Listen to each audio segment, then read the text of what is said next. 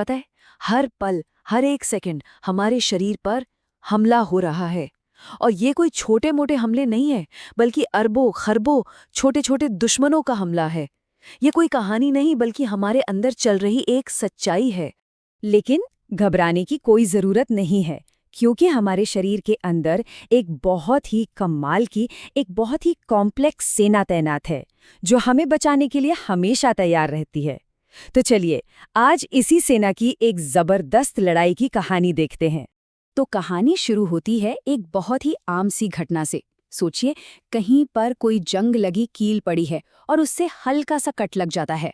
बस इतना ही काफी है। ये छोटा सा घाव हमारे शरीर की पहली दीवार, हमारी स्किन को तोड़ देता है। और बस आसपास जो बैक्टीरिया घूम रहे थे, उन्हें तो जैसे दावत का न्योता मिल गया। वो इस मौके का पूरा फायदा उठाते हैं। हमारे ही शरीर के रिसोर्सेज को इस्तेमाल करके वो हर 20 मिनट में अपनी तादाद डबल कर लेते हैं, और देखते ही देखते वो एक असली खतरा बन जाते हैं। अब जैसे ही ये खतरा महसूस होता है ना, हमारी रक्षा की पहली टुकड़ी एक्शन में आ जाती है। ये वो सिपाही हैं जो 24 घंटे हमारे शरीर की सरहदों पर पहरा देते रहते हैं। तो मिलिए मैक्रोफेज से। ये हैं हमारे शरीर के गार्ड्स।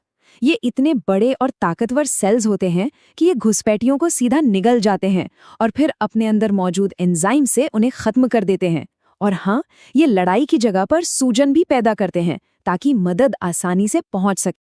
अंदाजा लगाइए, एक अकेला मैक्रोफेज 100 दुश्मनों को खत्म कर सकता है। जी हाँ, 100।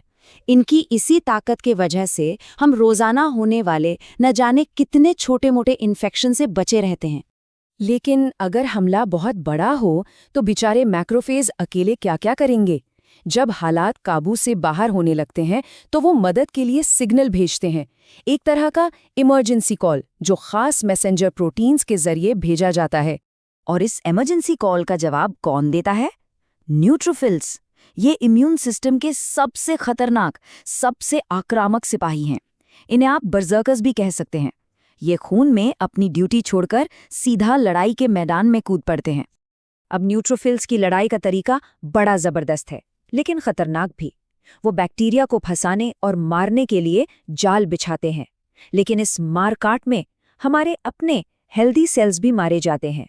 सोचिए, ये इतने खतरनाक हैं कि इन्हें खुद पता है कि ज्यादा देर टिकना ठीक नहीं। इसीलिए सिर्फ 5 दिन लड़ने के बाद ये खुद को खत्म कर लेते हैं, ताकि शरीर को और नुकसान ना हो। तो जब सिर्फ ताकत से काम नहीं बनता, तब बारी आती है हमारे इम्यून सिस्टम के इंटेलिजेंस डिपार्टमेंट की। और ये है हमारा मैसेंजर या जासूस, डेंड्राइटिक सेल। इसका काम बहुत जरूरी है। ये लड़ाई वाली जगह से दुश्मन के टुकड़े उठाता है, मतलब एक तरह से सबूत इकट्ठा करता है, और उन्हें अपनी सतह पर सजा लेता है, दिखाने के लिए। अब इस डेंड्राइटिक सेल को एक बहुत ही जरूरी फैसला लेना होता है। दुश्मन कौन है, वायरस या बैक्टीरिया? क्योंकि दोनों से लड़ने वाली सेनाएं अलग अलग होती हैं। तो हमारे इस केस में दुश्मन बैक्टीरिया है, इसलिए ये बैक्टीरिया किलर्स को बुलाने का सिग्नल तैयार करता है। इसके बाद ये सेल निकल पड़ता है एक सफर पर, सबसे पास वाले लिम्फ नोड की तरफ, जो कि इम्यून सिस्टम का एक तरह से हेडक्वार्टर या कमांड सेंटर है। और इस सफर में करीब करीब 1 दिन लग जाता है। चलिए, अब हम भी पहुंच गए हैं लिम्फ नोड के अंदर। यहाँ का माहौल ही अलग है। यहाँ अरबों खरबों खास तरह के सैनिक बस एक हुक्म का इंतजार कर रहे हैं। यहाँ पे जो होता है वो किसी चेन रिएक्शन से कम नहीं। हमारा जासूस यानी डेंड्राइटिक सेल अरबों टी सेल्स के सामने दुश्मन का टुकड़ा पेश करता है, और उसे खास हेल्पर टी सेल को ढूंढता है जो उस टुकड़े से एकदम मैच कर जाए, बिल्कुल ताले चाबी की तरह। जैसे ही वो सही टी सेल मिलता है, वो एक्टिवेट हो जाता है और अपनी हजारों कॉपीज बनाने लगता है, और फिर वो अपनी मैचिंग बी सेल को जाके एक्टिवेट करता है। और ये बी सेल, यही है हमारी असली हथियार बनाने की फैक्ट्री। एक बार एक्टिवेट होने के बाद ये खुद को क्लोन करती है और फिर लाखों करोड़ों की तादाद में छोटे छोटे प्रोटीन हथियार बनाने लगती है, जिन्हें हम कहते हैं एंटीबॉडीज। इस बीच जो हेल्पर टी सेल्स थे, उनका भी एक बहुत ज़रूरी काम है। वो बी सेल्स को लगातार मोटिवेट करते रहते हैं हथियार बनाते रहने के लिए। मानो कह रहे हो, अरे रुको मत, अभी तुम्हारी ज़रूरत है, लगे रहो। और जब लड़ाई खत्म हो जाती है तो यही टी सेल्स इन फैक्ट्रियों को बंद भी करवाते हैं ताकि फालतू में शरीर की एनर्जी वेस्ट ना हो। चलिए अब वापस चलते हैं लड़ाई के मैदान में।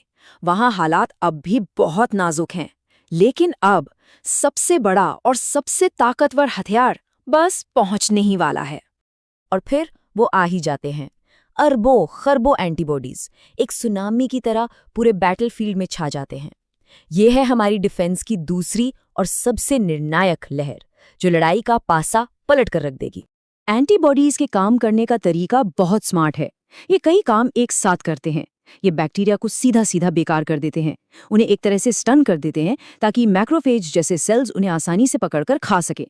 और तो और ये हर दुश्मन पर एक टैग लगा देते हैं कि इसे खत्म करना है। बस इसके बाद तो खेल ही बदल जाता है। इस जबरदस्त टीम वर्क के आगे इन्फेक्शन टिक नहीं पाता, उसे पूरी तरह से खत्म कर दिया जाता है। और फिर शुरू होती है सफाई। देखिए, इस लड़ाई में लाखों सेल्स मारे जाते हैं दोनों तरफ के, लेकिन हमारा शरीर बहुत तेजी से नए सेल्स बना लेता है। और हमारी इम्यून सेना के जो ज्यादातर सिपाही थे, जिनका काम अब खत्म हो गया है, वो खुद को खत्म कर लेते हैं।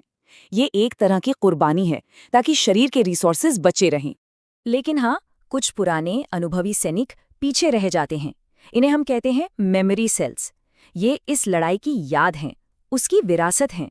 इनका फायदा ये है कि अगर वही दुश्मन भविष्य में दोबारा हमला करने की हिम्मत करता है तो ये मेमोरी सेल्स उसे फौरन पहचान लेंगे और लड़ाई शुरू होने से पहले ही उसे खत्म कर देंगे। शायद हमें पता भी नहीं चलेगा कि हमला हुआ भी था। तो ये थी एक लड़ाई की कहानी, और सच कहूं तो ये इम्यून सिस्टम के काम करने का एक बहुत ही सिंप्लीफाइड तरीका था। हमने तो कई और सेल्स और पूरी की पूरी केमिस्ट्री की बात ही नहीं की। जरा सोचिए, ये सिस्टम असल में कितना ज्यादा कॉम्प्लेक्स और शानदार होगा। हमारी अपनी बॉडी के अंदर छिपी ये दुनिया सच में कमाल की है।